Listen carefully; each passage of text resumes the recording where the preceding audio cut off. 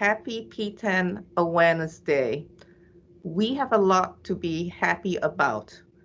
My lab, in collaboration with Dr. Ramon Parsons, discovered that P10 caused Cowden syndrome in 1997. That's a long time ago, but research does take a long time to be rigorous. Since that time, we have worked very hard and have delineated the cancer-associated risks of people with P10 hematoma tumor syndrome.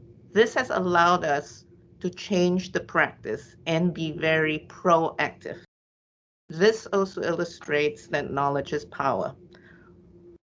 Now that we are able to say that people with P10 mutations have a certain lifetime risk of cancer, as a group, my lab is wrestling with how can we predict exactly for a single person whether that person has a risk of cancer, which cancer, and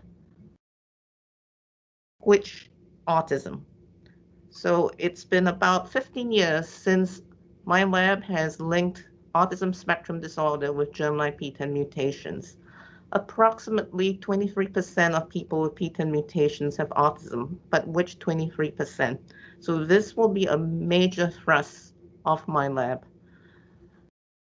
We are also thinking that it's about 10 years since we looked into the age-related risk of specific cancers in those with P10 hematoma tumor syndrome.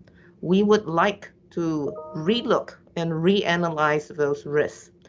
As such, it is vital that we have updated information, and so my team will be reaching out to those who have not contacted with us within the last 3 years so that we can have as rigorous a study as possible.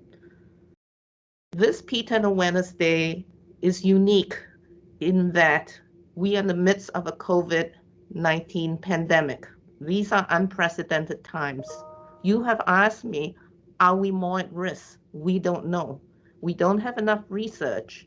And for those of us that you're hearing from who are interested in looking at COVID-19 risks in people with P10 hematoma tumor syndrome, and also how do people with P10 mutations respond to a COVID-19 vaccine, for example, please support those efforts.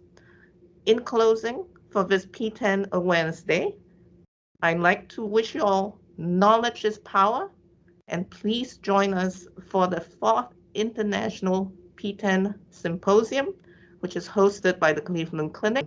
See you all then.